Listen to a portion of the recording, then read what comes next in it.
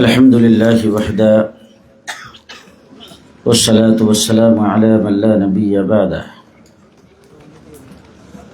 أعوذ بالله من الشيطان الرجيم بسم الله الرحمن الرحيم لقد من الله على المؤمنين إذ بعث فيهم رسولا من أنفسهم يتلو عليهم آياته ويزكيهم ويعلمهم الكتاب والحكمة وإن كانوا من قبل لفي ضلال مبين صدق الله العظيم. وقال رسول الله صلى الله عليه وسلم إنما بعثت معلما. وقال عليه الصلاة والسلام إن العلماء ورثة الأنبياء أو كما قال عليه الصلاة والسلام. محترم صدر اجلاس, मुअज़्ज़ज़ हज़रात उलमाए कराम, আজিজ তোলাবা, সমবেত বেরাদারান ইসলাম, দেশ বিদেশের শীর্ষস্থানীয় উলামায়ে কেরাম, ইতিমধ্যেই হয়তো আপনাদের এখানে অনেকে এসেছেন, অনেকে আসবেন। একের পর এক বয়ান করেছেন, বয়ান করবেন। বর্তমান সময়ের সময় উপযোগী ভবিষ্যৎ জিন্দেগির করণীয় সম্পর্কে কোরআন এবং হাদিসের আলোকে দিক নির্দেশনা দিবে। এই শেখ জাকারিয়া রহমতুল্লাহ আলাইহি ইসলামিক রিসার্চ সেন্টারের প্রতিষ্ঠাতা, বর্তমান পৃথিবীর যাকে এক বাক্যে সবাই বলে শাইখুল ইসলাম, মুসলিম জাতির রাহবর হযরতুল আল্লাম জাস্টিস তকি উসমানী বারাকাল্লাহু ফি হায়াতি, ওনার খাস ছাত্র হাকিমুল উম্মত আশরাফ আলী থানভী রহমতুল্লাহ আলাইহির সর্বশেষ নিশানি, সর্বশেষ খলিফা হারদবীর হযরত রহমতুল্লাহ আলাইহির সুযোগ্য খলিফা ফকিহুল মিল্লাত মুফতি আব্দুর রহমান রহমতুল্লাহ আলাইহি সহ আমাদের আকাবের আসলাফের হাতে গড়া সৈনিক বন্ধুবর হযরত মাওলানা মুফতি মিজানুর রহমান সাইদ সাহেব, উনি খতমে বুখারী করবেন এবং আপনাদেরকে কর্মসূচি দিবেন। কিছু আলোচনা উনি শুরু করেছিলেন, আমি এখানে আসার পরে যেগুলি শুনলাম, এর আলোকে আমি যে কথাটা বলতে চাই, বর্তমান পৃথিবীতে শিক্ষা দীক্ষার দিকে মানুষ খুবই অগ্রগামী। আমাদের দেশে একটা প্রবাদ আছে, শিক্ষা জাতির মেরুদণ্ড। টকশোতে তৃতীয় মাত্রাতে এখন অনেকের মুখ থেকে শুনি শিক্ষা জাতির প্রাণ। পৃথিবীর 100-তে 100% শিক্ষিত হয় যে সমস্ত দেশে, গোটা পশ্চিমা দুনিয়া, ইউরোপ, আমেরিকা, কানাডা, ওই সমস্ত দেশগুলি আমি বারবার সফর করেছি। 3 বছর বয়স হলে বাধ্যতামূলক স্কুলে ভর্তি করতে হয়, না হলে মা বাবাকে জরিমানা গুনতে হয়। প্রত্যেক দিন তাকে স্কুলে নিয়ে যাইতে হবে টাইম মতো, আবার নিয়ে আসতে হবে। শিক্ষার যাবতীয় উপায় উপকরণ সব 100% ফ্রি। পৃথিবী বিখ্যাত ইউনিভার্সিটি অক্সফোর্ড বিশ্ববিদ্যালয় থেকে শুরু করে আমার বাংলাদেশের কেজি কিন্ডারগার্টেন পর্যন্ত সকল শিক্ষা প্রতিষ্ঠান পার্ট টাইম।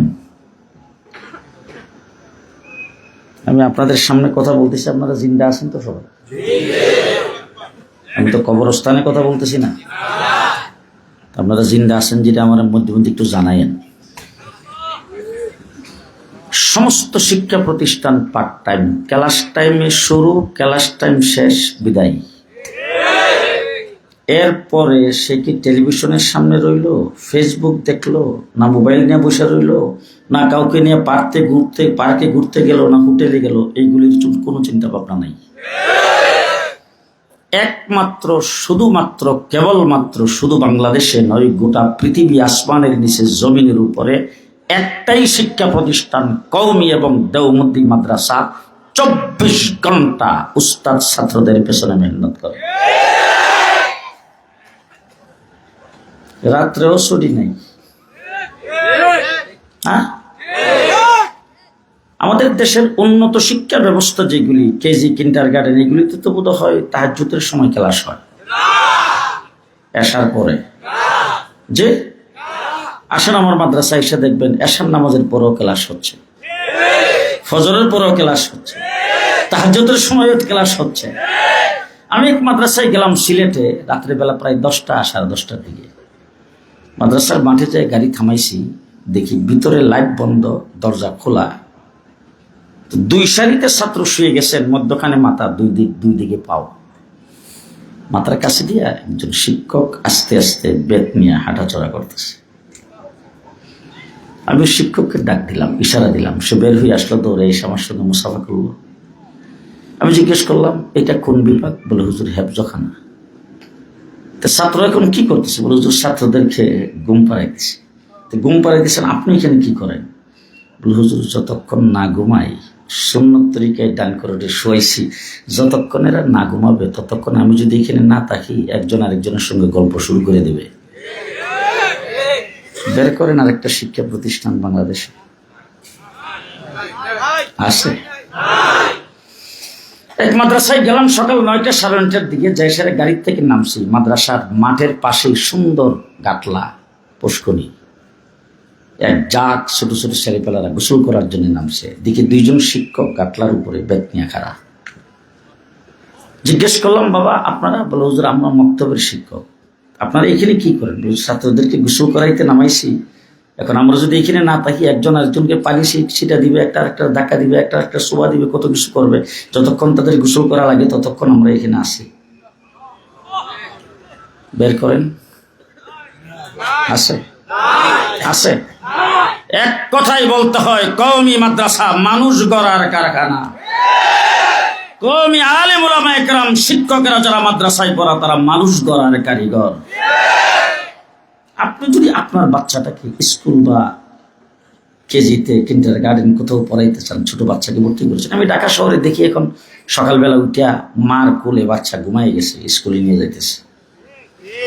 এরকম ছোট বাচ্চা স্কুলে ভর্তি হয়েছে, তাকে যদি বাড়তি কিছু শিখাইতে চান, যে স্কুলে সে ভর্তি হয়েছে সেই স্কুলের কোন একজন মাস্টারকে যদি যায় আপনি বলেন, মাস্টার সাহেব একটু বিকালবেলা সন্ধ্যার পরে আধা ঘন্টা সময় যদি আমাকে একটু দিতেন, আমার বাচ্চারা আপনার কাছে আসবে, অথবা আপনি আমার বাসায় যাইয়া এক কাপ চাও খাইলেন, আর আমার বাচ্চাটাকে আধা ঘন্টা একটু পড়াইবেন, একটু বাড়তি কিছু শিখাইতে চাই। ABCD, ক খ, সরে অ সরায়া, 1 2 3 এইসব শিক্ষা দেওয়ার জন্য যদি আধা ঘন্টার জন্য কোনো একজন শিক্ষককে দায়িত্ব দেন, প্রাইভেট টিউশন ফি লাগবে না তো? আপনারা ঘুমাই গেছেন নাকি? জি লাগবে না প্রাইভেট টিউশন ফি? 24 ঘন্টা রাত্র দিন আমার কওমি মাদ্রাসার উস্তাদ ছাত্রদের পেছনে মেহনত করতেছে, 1 টাকা প্রাইভেট টিউশন ফি নেই। আছে? আছে? নাই। 3 নম্বর কথা জিজ্ঞেস করতে চাই, আমার কওমি মাদ্রাসায় কত বছর বয়স হইলে রিটায়ার করে?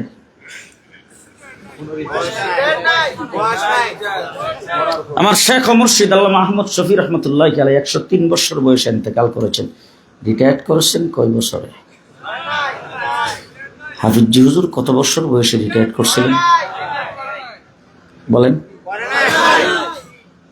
রিটায়ারশিপ পেনশন কওমি মাদ্রাসায় নাই। মৃত্যুর আগ পর্যন্ত মানুষ করার কারিগর হিসাবে এলেমের মেহনত করে যাচ্ছেন, দ্বীনের মেহনত করে যাচ্ছেন 24 ঘন্টা। শেষটা বলবো, আমার দেশে ডাক্তার, ইঞ্জিনিয়ার, ব্যারিস্টার মন্ত্রী মিনিস্টার ইন্তেকাল করার পরে রেডিও টিভিতে ফেসবুকে বিভিন্ন জায়গায় দেখবেন ঘোষণার পর ঘোষণা আসতেছে, এমক লিডার ইন্তেকাল করেছেন, তার লাশ সংসদ প্লাজায় রাখা হয়েছে, আগামীকাল সকাল 8টায় সংসদ প্লাজায় তার প্রথম জানাজা হবে, জোহরের পরে বাইতুল মুকাররমে জানাজা হবে, তারপরে অ্যাম্বুলেন্স বা হেলিকপ্টার যোগে তার লাশ গ্রামের বাড়িতে নিয়ে যাওয়া হবে, সেখানে তার লাশের জানাজা আসরের পরে হবে, তারপরে পারিবারিক কবরস্থানে দাফন করা হবে। ঠিক কিনা বলে? আর আমার বাংলাদেশ শুধু নয়, গোটা পৃথিবীর কওমি মাদ্রাসা, দেওবন্দি মাদ্রাসার উলামায়ে কেরাম আজীবন শেষ নিঃশ্বাস ত্যাগ করা পর্যন্ত মানুষ গড়ার কারিগর হিসাবে ইলমের খেদমত করেছেন, কোরআনের খেদমত করেছেন, হাদিসের খেদমত করেছেন। যখন ইন্তেকাল করেছেন লাশটাও মাদ্রাসায়। আল্লামা আহমদ শফীকে কোথায় দাফন করেছে? নূর হোসেন কাসিম সাহেবকে কোথায় দাফন করেছে? মুফতি আমিনী সাহেবকে কোথায় দাফন করেছে? হাফিজ হুজুরকে কোথায় দাফন করেছে?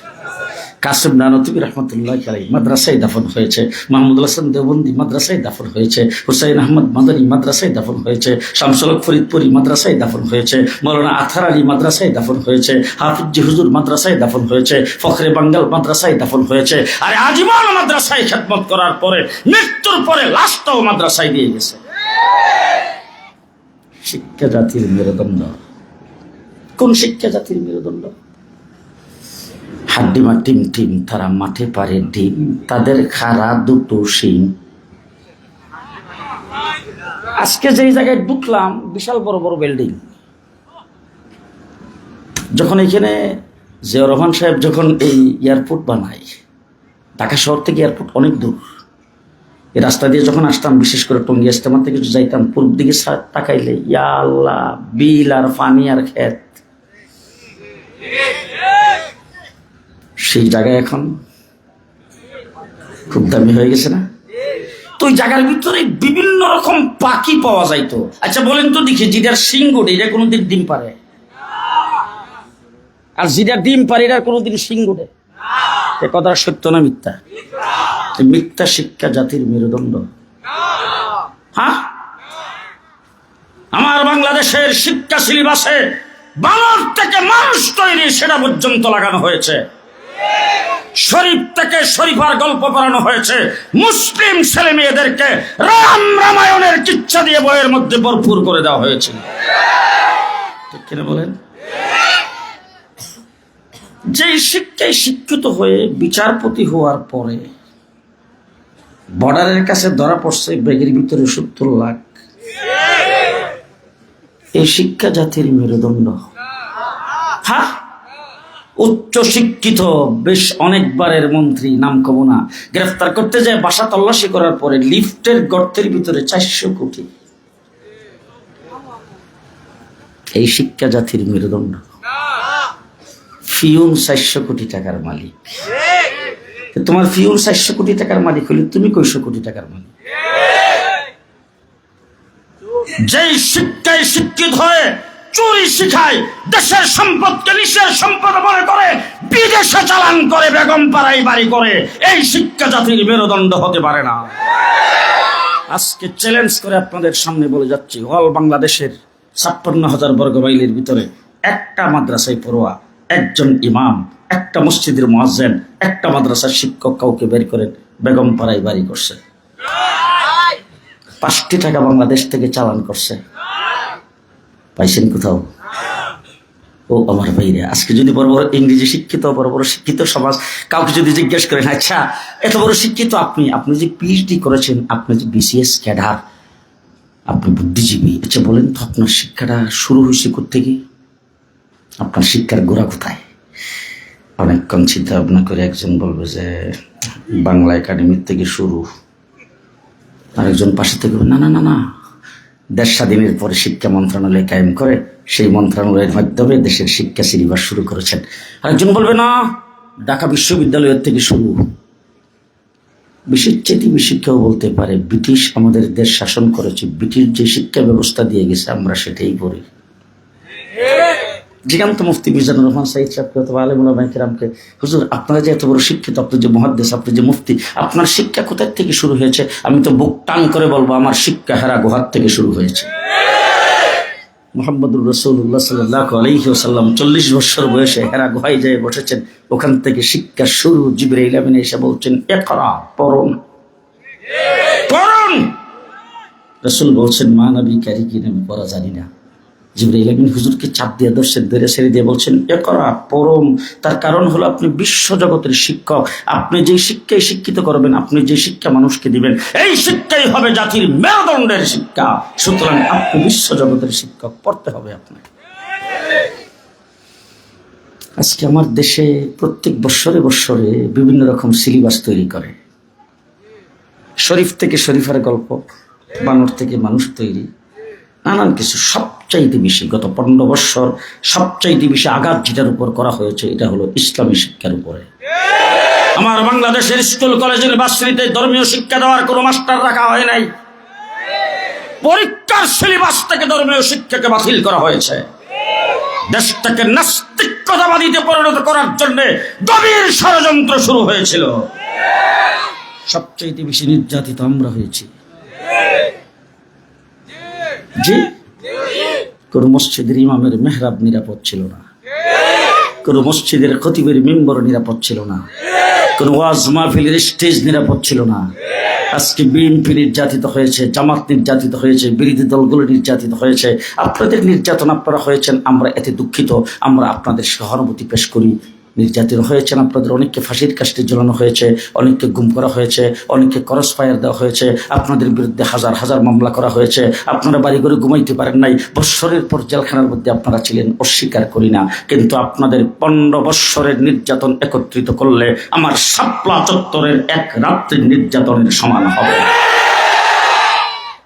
আমার বন্ধুগণ, ইসলামকে এই দেশ থেকে উৎখাত করার জন্য যারাই চেষ্টা করেছে তারাই থাকতে পারে নাই। পৃথিবীর ইতিহাস মুসা আলাইহিস সালামের বিরোধিতা করেছে ফেরাউন, আছে? হ্যাঁ, আল্লাহ পাক কোরআনে বলছেন, ওয়াগারাকনা আলা ফিরআউন, ফেরাউনের আহলে আয়াল সহ তার দলবল সহ সবাইকে আল্লাহ পাক পানিতে চুবাই মারছে। আর এই ফেরাউন জীবন সদল বলে ধ্বংস হয়েছে। আজকে আমার দেশের প্রেসিডেন্ট প্রধানমন্ত্রী হাসিনা সদল বলে পদত্যাগ করে বিদায় হয়েছে। প্রথম তো দেখেছি অনেক, এমন প্রথম দেখি নাই। 340টার এমপি একটাও নাই, একটা মন্ত্রীও নাই। শুধু কি তাই, কোন মসজিদের ইমাম তাদেরকে চাটুকারিতা করছে, সমর্থন করছে, হিডাও নাই। কোন মসজিদের খতিব যদি তাদের চাটুকারী ভূমিকা পালন করছে, হিডাও নাই। কোন মাদ্রাসার শিক্ষক, মাদ্রাসার মুহতামেম যদি তাদের তলবি বাহকের ভূমিকা পালন করছেন, হিডাও নাই। সব শেষ, সব শেষ। সময় কম, শেষ কথা আপনাদের সামনে যেটা বলতে চাই, দেশটা মুসলমানের দেশ। দেশটা কার দেশ? হ্যাঁ, আপনার যদি 5টা ছেলে থাকে, একটা ছেলে মাদ্রাসায় পড়ে, মাদ্রাসায় যে ছেলেটা পড়ে ছেলেটারে কিন্তু মাদ্রাসায় সর্বপ্রথমেই মাদ্রাসায় তাকে উজু শিক্ষা দেওয়া হয়, গোসল শিক্ষা দেওয়া হয়, পাক না পাক শিক্ষা দেওয়া হয়, ঠিক না বেঠিক? মুহাম্মদুর রাসূলুল্লাহ সাল্লাল্লাহু আলাইহি ওয়াসাল্লামকে আল্লাহ তাবারক ওয়া তাআলা যে দায়িত্ব দিয়ে পৃথিবীতে প্রেরণ করেছেন, যেইভাবে যেই সিরিয়ালে আল্লাহ পাক দায়িত্ব দিয়েছেন, ঠিক সেই সিরিয়ালে সেইভাবে কওমি মাদ্রাসায় আমরা ছাত্রদেরকে পড়াই। কোনো প্রকার বেশ কম নাই, কোনো প্রকার বেশ কম নাই। আছে বেশ কম? নবীর দায়িত্ব, সর্বপ্রথম দায়িত্ব, ইয়াতলু আলাইহিম আয়াতি, আল্লাহ পাকের আয়াতের তেলাওয়াত। আমার কওমি মাদ্রাসায় সর্বপ্রথম নাজারা কমপ্লিট করা হয় সহিহ শুদ্ধ কোরআনের তেলাওয়াত। 2 নম্বরে ওয়ায়ুযাক্কিহিম, পাক ও পবিত্রতা, আত্মশুদ্ধি। কওমি মাদ্রাসার নূরানি মক্তবে যারা পড়বে তাদের দোয়ায়ে মাসনুন সব মুখস্থ, মাসনুন দোয়াগুলি সবগুলি মুখস্থ, উজুর সুন্নত মুখস্থ, গোসলের সুন্নত মুখস্থ, তায়াম্মুমের সুন্নত মুখস্থ, খাওয়ার সুন্নত, উঠার সুন্নত, বসার সুন্নত, হাঁটার সুন্নত, টুপির সুন্নত, মাথার চুল কাটার সুন্নত, হাতে পায়ে নখ কাটার সুন্নত, 24 ঘন্টা সমস্ত সুন্নতের উপর আমল সব মুখস্থ। মাদ্রাসায় একদিক থেকে পড়তেছে, আরেক দিক থেকে আমল সেখানে শিক্ষা দিয়ে আত্মশুদ্ধি তার হইতেছে। আমার সঙ্গে কয়েকজন মাওলানা সাহেব দেখা করতে আসছেন, এসে আমার সামনে বসছে, বৈশাই বলতেছে, হুজুরে কিছুদিন আগে আমরা সরকারি ইমাম প্রশিক্ষণে গেছিলাম ধর্ম মন্ত্রণালয়ের থ্রুতে ইসলামিক ফাউন্ডেশনে। আমি বললাম মাশাআল্লাহ, ভালো করছেন। ওনার আবার অন্য আরেক মাদ্রাসার ছাত্র, নাম কমো না, তো আমি বললাম যে আচ্ছা গেলেন যে আপনারা কি ওখান থেকে কি পাইলেন, আপনাদের কি দিল? বলে হুজুর যাওয়াতে বেশ আমাদের অনেক অভিজ্ঞতা হয়েছে, অনেক কিছু শিখতে পারছি। কি শিখাইছে? বলে হুজুর হাঁস মুরগি কেমনে পালে, আর হাঁস আর মুরগিকে আর গরুরে ইঞ্জেকশন কিভাবে দিতে হয়, আর হাঁস মুরগির লেতাটা হুজুর আমাদেরকে পরীক্ষা নিরীক্ষা করে দেখাইছে, কোন রং ধরলে কোন রোগ, এটা আমাদের বুঝাইছে।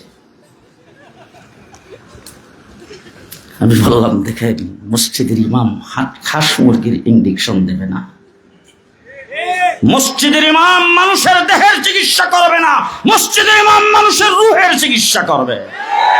আমার কওমি মাদ্রাসায় আমরা রুহের চিকিৎসক বানাই। এখানে আমি বললাম যে আপনাদের সরকারি প্রশিক্ষণে আমাদের কওমি মাদ্রাসার কোনো ছাত্র আমাদের কওমি মাদ্রাসার ফাঁস করে না কোনো মৌলবী যাওয়ার কোনো প্রয়োজন নাই। তার কারণ হলো আমরা আগে ইমাম বানাই, পরে আলেম বানাই। হ্যাঁ, আমার কওমি মাদ্রাসার মধ্যে নুরানি মক্তব্য, সেখানে আগে ইমাম বানায়া স্টেজের মধ্যে উঠাইয়া জানাজার নামাজ, ঈদের নামাজ, জুমার নামাজ। ওরে বাবা, অনেক সময় মাহফিলে গেলে দেখি যে এক একটা খুতবা দেওয়ার জন্য যে দাঁড়াইছে আর কি আমি ফেল খুতবা, ওখানে খুতবা মুখস্থ, লাঠি দিয়ে খুতবা দিতে হবে, সুন্নত তরিকে খুতবা দিতে হবে, সমস্ত ইমামতির কার্যক্রম যা আছে সব ফাঁস করায়া জনগণের সামনে আলেমদের সামনে নামাজ পড়ায়া দেখায় ইমামতি ফাঁস করায়া মাদ্রাসায় ভর্তি করে আলেম বানাই। কি বলেন? মুহাম্মদুর রাসূলুল্লাহ সাল্লাল্লাহু আলাইহি ওয়াসাল্লাম যেই শিক্ষা দিয়ে আসছেন, সেই শিক্ষা রাসূলকে আল্লাহ পাক যেই ধারাবাহিকভাবে দিয়েছেন, যেই সিস্টেমে দিয়েছেন, এই সিস্টেমই আমাদের এইখানে পড়ানো হয়। কোনো বেশ কম নাই। ওই যে মাদ্রাসার মধ্যে পড়ানো হয় সর্বপ্রথম কোরআনে কারীমের সহি শুদ্ধ তেলাওয়াত, তারপরে সুন্নত তরিকা যা আছে সবকিছু বুঝাইয়া তাকে পাক ও পবিত্র বানাইয়া, এরপরে ওই আল্লিমুহুমুল কিতাব ওয়াল হিকমা, ইলম আর হিকমতের দুধ গ্রহণ করার জন্য শেখ জাকারিয়া ইসলামিক রিসার্চ সেন্টারে ভর্তি করিয়া মুফতি মিজানুর রহমান সাহেবের সনদ লইয়া সেখান থেকে আমরা আলেম বানাইয়া বের করি। ঠিক কিনা বলেন? মুহাম্মদুর রাসূলুল্লাহ সাল্লাল্লাহু আলাইহি ওয়াসাল্লামের এই শিক্ষায় বর্তমানে বিক্ষিপ্ত কয়েকটি কথা। আপনি সৌদি আরবে যান, আরব আমিরাত, কাতার, কুয়েত, 100% মুসলমান, কিন্তু সেখানে কোরআনের ভাষা তাদের ভাষা আরবি ভাষা। ওই জায়গায় যাইয়া দেখেন আমাদের বাংলাদেশের মতো শেখ জাকারিয়া রহমতুল্লাহি আলাইহির ইসলামিক রিসার্চ সেন্টারের মতো একটা সেন্টার সেখানে নাই। একজন আলেম তৈরি করার কোনো ব্যবস্থা সেই জায়গায় নাই। আমার বাংলাদেশে আলেম তৈরির ব্যবস্থা আছে না নাই? মাদ্রাসার সংখ্যা বেশি না কম? আলেমের সংখ্যা বেশি না কম? মসজিদের সংখ্যা বেশি না কম? আজান বেশি হয় না কম হয়? হাফেজের সংখ্যা বেশি না কম?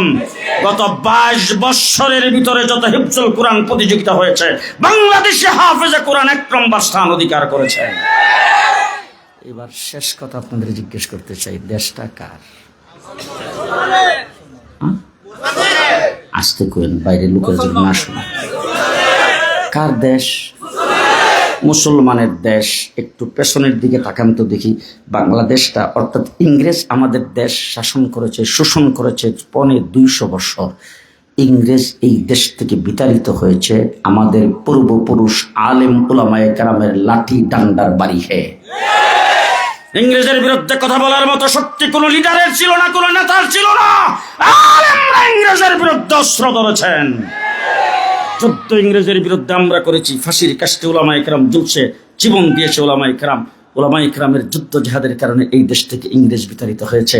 আজকে তোমরা আমাদেরকে স্বাধীনতার ইতিহাস শোনাও আর মুক্তিযুদ্ধের পক্ষ শক্তি, মুক্তিযুদ্ধের চেতনার কথা বলে। গত 15 বছর পর্যন্ত দিনের বুট রাতে করে যারা ক্ষমতায় আঁকড়ে ধরে রেখেছ, পরিষ্কার ভাষায় ইতিহাস আমাদেরকে ভুল ব্যাখ্যা দিয়েছ, ভুল শোনায়েছ। ভালো করে মনে রাখবেন, যুক্ত ফ্রন্ট গঠন হয়েছিল মাওলানা আজহার আলীর নেতৃত্বে। তার মধ্যে ছিলেন মাওলানা ভাসানী, হুসেন শহীদ সোহরাওয়ার্দী, শেরে বাংলা একে ফজলুল হক, নিচে দিয়া যুবক মানুষ, তার নামও লেখা ছিল মুজিবুর রহমান। জেলখানার ভিতরে বসে বসে ইতিহাস পড়লাম, সবার নাম আছে, আজহার আলী সাহেবের নাম নেই।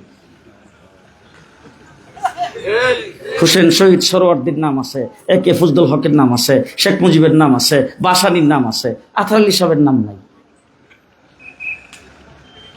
জেলখানার ভিতরে রিমান্ডে ছিলাম ডিবি অফিসে 1.5 মাস।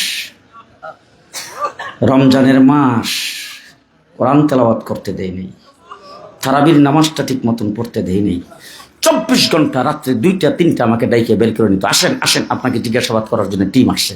টিমের সামনে যাওয়া মাত্র প্রথম গালিটা দিতেন, তুই পাকিস্তানি রাজাকার, তোর হাফিজ জুজুর পাকিস্তানি রাজাকার, তোর আথর আলী পাকিস্তানি রাজাকার, তোর শামসুল হক ফরিদপুরি পাকিস্তানি রাজাকার, তোর মহিউদ্দিন খান পাকিস্তানি রাজাকার, তোর মুফতি আমিনী পাকিস্তানি রাজাকার। এক একজনের নাম ধরে ধরে গালিগালাজ শুরু করছেন, আমাদেরকে পাকিস্তানি রাজাকার বলছেন। আরে আমরা তো পাকিস্তানি রাজাকার হবে কেন? পাকিস্তান তো আমরা যাই নাই, পাকিস্তানের সাথে তো আমাদের আলাদা কোনো সম্পর্ক নাই, পাকিস্তানের কোনো কিছু বাস্তবায়ন করার জন্য আমরা তো বাংলাদেশে কোনো প্রকার স্লোগান দেয় নাই। তোমরা যারা স্বাধীনতার চেতনা, মুক্তিযুদ্ধের চেতনার বলে দেশকে 15 বছর শোষণ করেছ, আজকে প্রমাণ হয়েছে তোমরা সবাই ইন্ডিয়ান রাজাকার, ইন্ডিয়ান রাজাকার।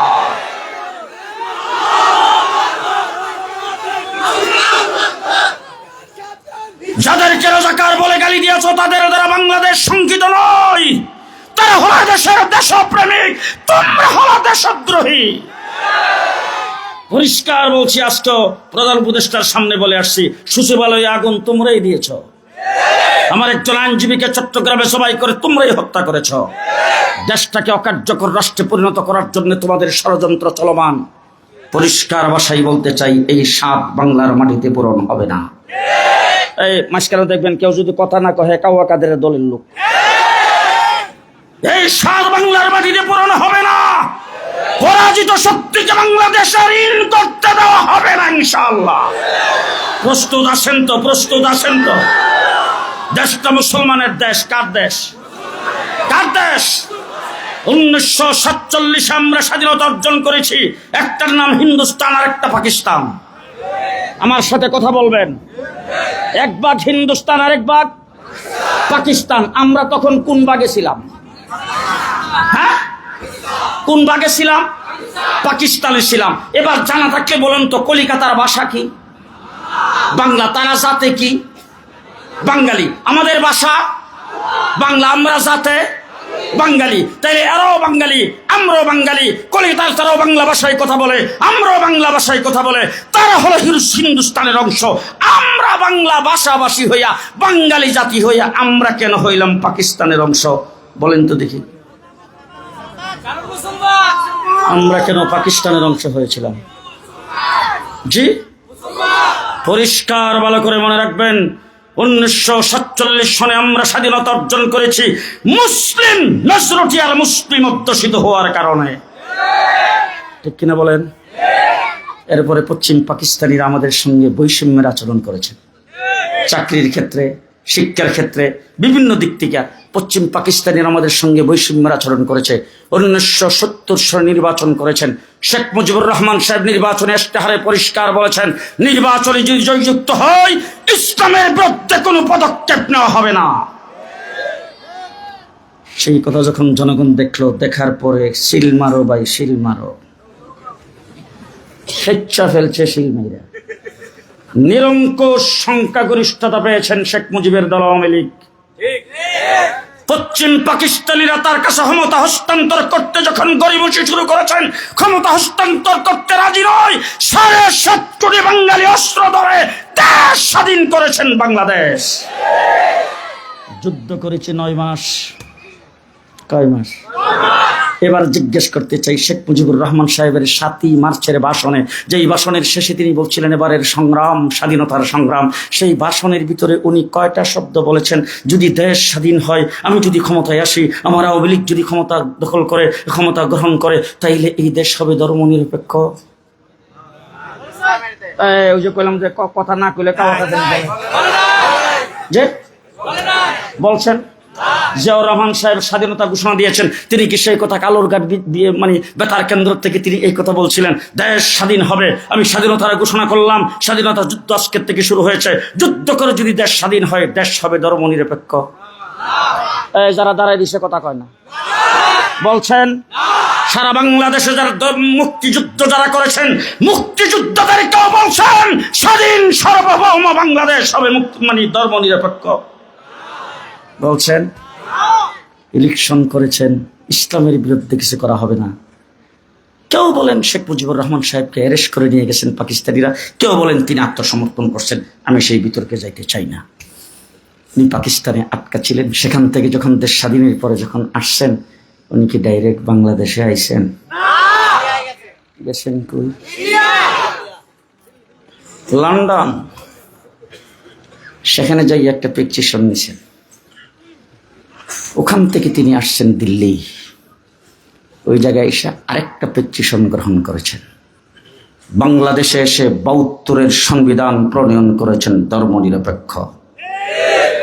পরিষ্কার ভাষায় বলতে চাই, ধর্মনিরপেক্ষ হওয়ার জন্য দেশ স্বাধীন করি নাই।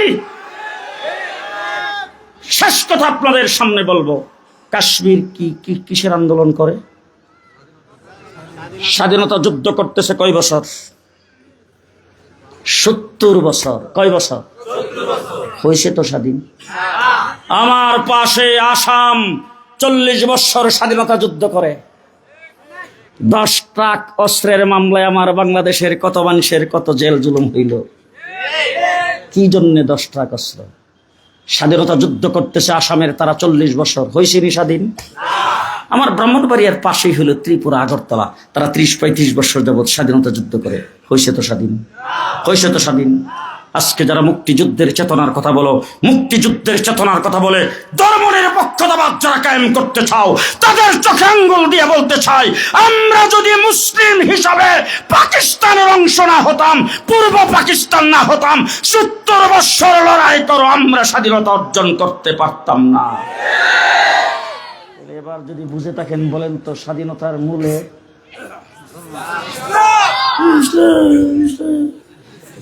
স্বাধীনতার মূলে স্বাধীনতার মূলে ইসলাম। আজকেও কিছুক্ষণ আগে প্রধান উপদেষ্টা এবং উপদেষ্টা মণ্ডলীর সামনে যেই কথাটা বলে আসছি, জুলাই আগস্টের আন্দোলন হয়েছে, রংপুরে গেলাম, আবু সাইদের কবর জিয়ারত করলাম।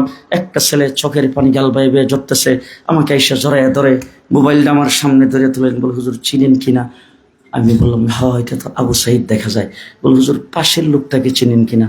আমি বললাম তারে তো চিনছি না। বলে হুজুর আমার চেহারার দিকে তাকান। তার চেহারার দিকে তাকাই দেখি ওই ছেলেটাই আবু সাইদের পাশে একসাথে দাঁড়ানো। আমি বললাম সেটা তো তোমাকেই দেখা যাচ্ছে। হু হু করে কান্না শুরু করে দিয়েছেন, আমাকে জড়াইয়া ধরছেন। জিজ্ঞেস করলাম আচ্ছা সে যখন ইন্তেকাল করে তার অবস্থাটা কি ছিল একটু বলো তো দেখি। বলে হুজুর গুলি খাওয়ার পরে যখন সে মাটিতে লুটায় পড়েছেন, তখন আল্লাহু আকবার আল্লাহু আকবার বলে স্লোগান দিতেছিলেন। আরে আমার বাংলাদেশের ঢাকা শহরে, রাজশাহীতে, চট্টগ্রামে যারা আন্দোলন করেছেন, জুলাই আগস্টের আন্দোলনে মসজিদে আজান হওয়ার সাথে সাথে রাজপথে জামাতের সাথে নামাজ আদায় করেছে। ঠিক না বেঠিক? ঠিক না বেঠিক? 15 বৎসরের ভিতরে শাপলা চত্বরে নির্যাতিত আমরা হয়েছি নবীর ইজ্জত রক্ষা করার জন্য। আলিম উলামায়ে কেরাম জেল জুলুম খাটছে নবীর ইজ্জত রক্ষা করার জন্য। স্কুল কলেজের ছাত্ররা যখন রাস্তায় নেমে জীবন দিতে শুরু করেছেন, আমার কওমি মাদ্রাসার ছাত্র একটাও ঘরে বসে থাকে নাই, রাস্তায় তাদের সাথে নেমে 84 জন জীবন দিয়েছেন। সুতরাং দেশ তো অনেক দেখেছি 54 বৎসর পর্যন্ত। সর্বপ্রথম শেখ মুজিবুর রহমান সাহেব সেই বাস ঘোষণা দিয়েছেন সোনার বাংলা। একজনে বমি করছে, আরেকজনে খাইছে। কিছুদিন পরে আরেকজনে এসে কয় সবুজ বাংলা, উনিও চলে গেল। এরশাদ সাহেব এসে কয় নতুন বাংলা। শেখ হাসিনা প্রথমে এসে স্লোগান দিয়েছেন মডার্ন বাংলাদেশ। কিছুদিন পরে কয় আধুনিক বাংলাদেশ। তারপরে কয় ডিজিটাল বাংলাদেশ। পদ্মা সেতু উদ্বোধন করার সময় বলছেন স্মার্ট বাংলাদেশ। কি বাংলাদেশ? স্মার্ট বাংলাদেশ। এরপরের শব্দটা শোনেন, ভিশন 41। ভিশন এই রে, জেলখানার ভিতরে ছিলাম একবারে কাহিল চিন্তায়। 41 পর্যন্ত যদি ক্ষমতায় থাকে আমরার অবস্থাটা কি হইব? জেলে তো মারা যাব। আমার আল্লাহ ডাক দেখো, থাম, ভিশন 41 না ভিশন 24। ভিশন 24। এবার জুলাই আগস্টের আন্দোলনে যারা 24 ঘটাইছেন, দেশ মুক্ত হয়েছে, বিপ্লব করছে। এবারের বিপ্লবের পরে দেশ হবে ইসলামের বাংলাদেশ, ইসলামের বাংলাদেশ। কে কে প্রস্তুত আছেন হাত তুলে দেখান।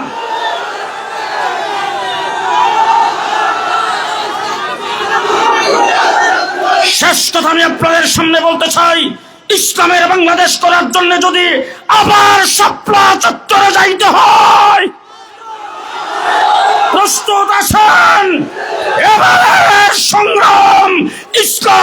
প্রতিষ্ঠার সংগ্রাম। নাসরুম মিনাল্লাহ, ফাতহুন করিব, ওয়াবাশশিরিল মুমিনিন। আসসালামু আলাইকুম ওয়া রাহমাতুল্লাহি ওয়া বারাকাতুহু।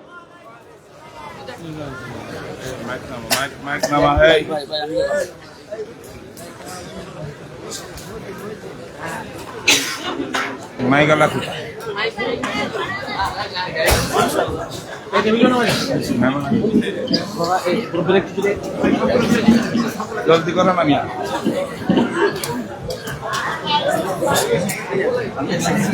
এরপরে কি পাখি দিয়ে দিবেন? আলহামদুলিল্লাহ, না পাখি আরো পরে দিন, পরে পরে সঠিক দর্শে বুখারীর অনুষ্ঠিত হবে।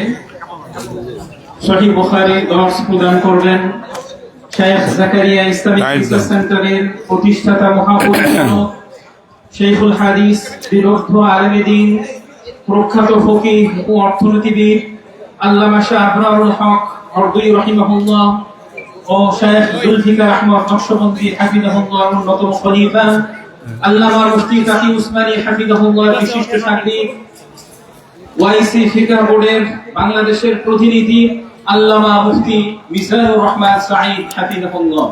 এ পর্যায়ে সহিহ বুখারী থেকে দরস প্রদান করবেন শেখুল হাদিস আল্লামা মুফতি মিজানুর রহমান সাঈদ হাফিজাহুল্লাহ। কিতাব দিবে না পরে? এখন না, পরে একটু পরে দেন, পরে দেন।